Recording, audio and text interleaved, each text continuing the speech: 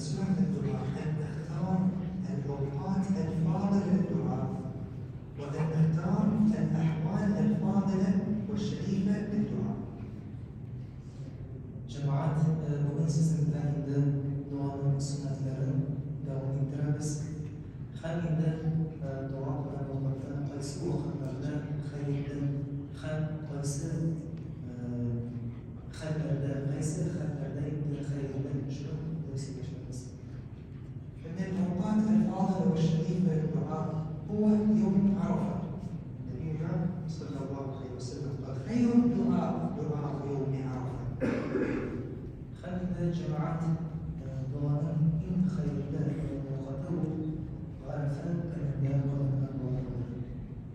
ومن الأوقات شهر رمضان وخاصة العشر الأواخر وخاصة ليلة القدر، لأن السيدة عائشة سألت النبي صلى الله عليه وسلم وقالت يا رسول الله إن أنا أدركت ليلة القدر ما أقول؟ لم يقل لها اقرأ القرآن أو صلي، قال لها قولي اللهم إنك عفو تحب العفو فاعف عني. خلينا جماعات إن خيرنا وقدره رمضان ويوم خلينا خير بس سنة ولا شيء خلينا خير دارنا ليلة القدر تشمس خلينا نعمل رسول الله عليه وسلم مش حديثنا عائشة رضي الله عنها أنا بس يعمل بزنس ولا خلينا يا رسول الله قال بس إذا ليلة القدر تشمس جيت ساكن قيسوا وأنا قررت بيتا خلينا يعمل بس ولا يمال القرآن القديم نماذج قديمة خلينا عائشة شو يضاف اللهم إنك عفو تحب العفو فاعف عنا، يعني مع الإنسان يا رب سين غفوي دوشة خمس درنا غفوي دون يرد وشيء زنسان شوية ومن الأوقات الفاضلة يوم الجمعة، وفي الجمعة ساعة استجابة لم يحددها نبينا عليه الصلاة والسلام. قيل وقت الخطبة بين الخطبتين، قيل آخر ساعة الجمعة. المهم أن يغتنم الإنسان يوم الجمعة بالدعاء حتى يدرك هذه الساعة إن شاء الله. خلينا يوم خير وخيرنا جماعات جماعة من الدعاء خلينا تلاشوني بالوقت يوم نشوف وقت دعاء ذلك جماعة وقت الدعاء خلينا خطبة سنة دعاء خلينا جماعة وقت. ومن الأوقات أيضا وقت الأذان، واليوم شكى لنا البعض قالوا وقت الأذان المسلمون يتكلمون، فلا بد أن يغتنم المسلم وقت الأذان للدعاء، يردد معا المؤذن ما يقول ويدعو الله تبارك وتعالى. فوقت الأذان وقت استجابة، ووقت الإقامة وقت استجابة، وما بين الأذان والإقامة أيضا وقت استجابة. خلينا جماعات دعاء من خير وخيرنا ومن أصلا وقت تابع دعاء خلينا بقول شو شيء يفعله أصلا وقت تابع جماعات قلب الشمس يشتغل أصلا وقت تابع أصلا إلى خلينا جماعات مدرسة يشتغل خلينا بس شوف اللي وقتنا دعاء قبول إذا وقتنا بس شوف اللي سير الشمس خلينا نعمل زي أصلا وقت بلاد خلينا قامات وقت دعاء وقت وهناك أحوال استجابة هذه الأوقات، وهناك أحوال نأتي إليها سريعا كلمة كلمة. دعاء المسافر، خلينا المسافر كشنا تواصل دعاء الوالدين، خلينا وضع الدعاء الدعاء عند نزول المطر، خلينا يقول وقت دعاء دعاء المظلوم، خلينا مظلوم كشنا تواصل. يقول النبي صلى الله عليه وسلم ليس بينها وبين الله حجاب، دعاء دعوة المظلوم. خلينا نعرف صلى الله عليه وسلم شيء حديث كذا مظلوم هو كشنا الله تعالى لنا ورسلنا بالله بالله شنو الله تعالى أرسل كذا دعاء الدعاء عند التحام الصفوف في الجهاد، عند التقاء الفئتين. خلينا دعاء الوقت وجهاد وقت يعني الله تعالى مش مسويش وقت الدعاء صفتك وقت الدعاء ولا الدعاء عند السجود قال عليه الصلاة والسلام: أقرب ما يكون العبد إلى ربه وهو ساجد فأكثر فيه من الدعاء. خلينا جماعات نطلب الوقت وقتنا كشمال نواص وقتنا خلينا ساجدة وقتنا بدو صلى الله عليه وسلم شنو حديث كلا كشم قيس وقتنا رب سمي يقوم بها خلينا ساجدة وقتنا رب سمي يقوم بها وقتنا خلينا نشوف وقتنا ساجدة وقتنا دعاء بيت الاسبوع دعاء الأخ لأخيه، دعاء الأخ لأخيه دعاء مستجاب. لماذا؟ لأن إذا دعوت لأخيك المسلم الملك يقول آمين ولك بمثله. خلينا جماعات تنظر توقع وقت قيسه خلينا ندير مسلمان الشر مسقادشنا مسلمان قادشنا يتوضا انا شو داير نديرو قبول خلينا رسالة لعمل صلى الله عليه وسلم كم أجر مسلمان قادشنا وضع كان خلينا فرشنا دردا سيمانا شوال مصدق أنا آمين بما يتبعون.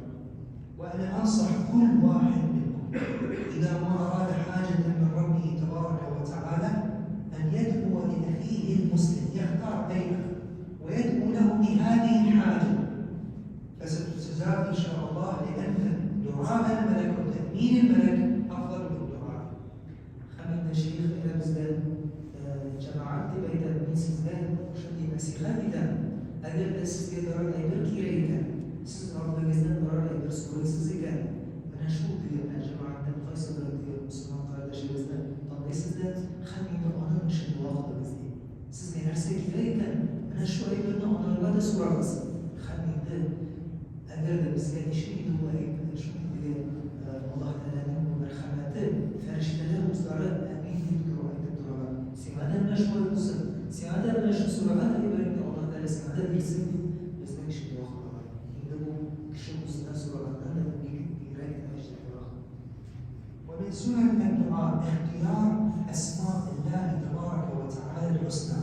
ربنا تبارك وتعالى يقول: ولله الأسماء الحسنى فادعوه بها. ولكن المسلم عليه أن يعرف جيدا أي اسم يدعو لهذه الحاجة. خلينا جماعات طبعا يقول داخل الأب وضوابط وقدر ربنا سبحانه وتعالى اسم البلاد وقدر الوصف. خلينا الله تعالى القرآن تشمل آيات إلى الله تعالى اسم الله ربنا خلينا نشوف اسم الله بلاد وقدر الوصف الله تعالى المسلم. في القرآن الكريم عند الرزق استخدم اسم الوهاب، الرزاق، الكريم، الواسع، الباسط. خلينا الله تعالى القرآن الكريم ده أيضا من الرزق بيروش الرزاق ده خلينا وهاب ده اسم ده الباسط ده اسم الواسع شنو الكلام ده شنو الخربان خلينا الله تعالى مسلم اسم الله. عند النصر استخدم الله اسم العزيز، الحكيم، القوي.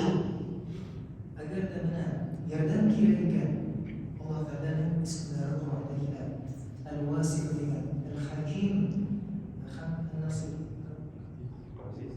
القوي والعزيز. أنا شو يردن كيريكا وقدرنا أنا شو اسم ولا يمكن للمسلم أن يستخدم أسماء الله الحسنى في غير المواضع.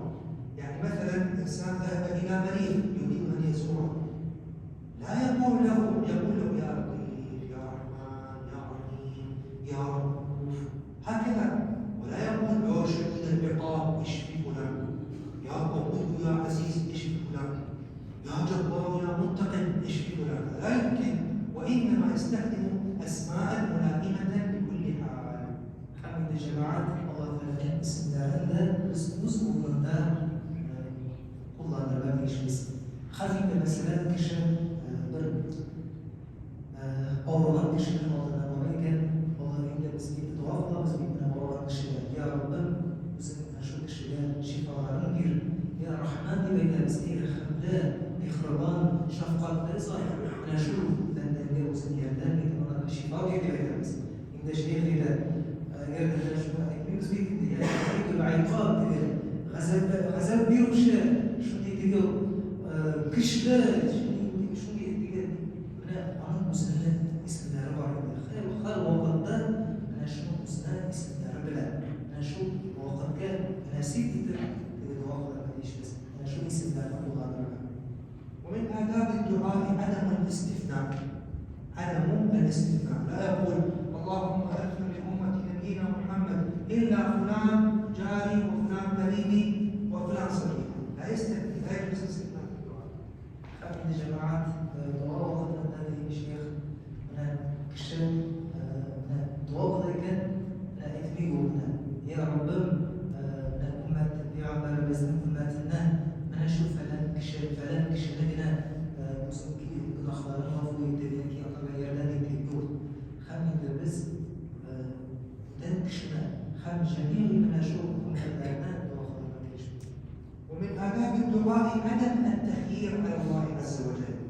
عدم التخيير، لا يقول اللهم ارزقني سيارة مرسيدس أو سيارة تويوتا.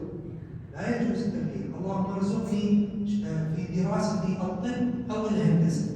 لا يليق بالدعاء أن يخير الإنسان هذا التخيير. عند جماعات شيخ خيدان أجل نكش سلوكا وفعلا يكي نشو مشروع بير خد يكي لين من أبونا بيردي خد يكي وقدروك كان يا رب نشو سنة نشو أخرى بير يكي خد نقيرنا من تنشو أبونا بيردي وصلى الله على سيدنا محمد وعلى آله وصحبه أجمعين. اللهم يا رب العالمين ويا أرحم الراحمين يا قوي يا عزيز انصر عبادك المستضعفين في كل مكان يا رب العالمين. اللهم آمن المسلمين في أوطانهم وآمنهم في مساجدهم وآمنهم في بيوتهم وآمنهم بين علمائهم وآمنهم في مساجدهم وبين أهليهم. اللهم إنا نستغفرك بلاد المسلمين وديار المسلمين وأوطان المسلمين وحدود المسلمين وأعراض المسلمين وشباب المسلمين ومساجد المسلمين واقتصاد المسلمين وجيوش المسلمين. اللهم إنا نستودعك كل المسلمين يا رب العالمين. اللهم احفظهم واحفظنا كما شئت وكيف ما شئت، إنك على ما تشاء قدير. اللهم استر عوراتنا وآمن روعاتنا. اللهم اكفنا شر الأشرار وكيد الفجار وكيد الظالمين والحاسدين والحاقدين والكفار. اللهم إنا نجعلك في نحور الأعداء ونعوذ بك من شرورهم. يا مالك نجنا والمسلمين من المهالك إنك قادر على ذلك. يا لطيف نسألك اللطف فيما جرت به المقادير. اللهم انصرنا ولا تنصر علينا، وامكر لنا ولا تمكر علينا، واهدنا ويسر الهدى إلينا، وانصرنا على من بغى علينا.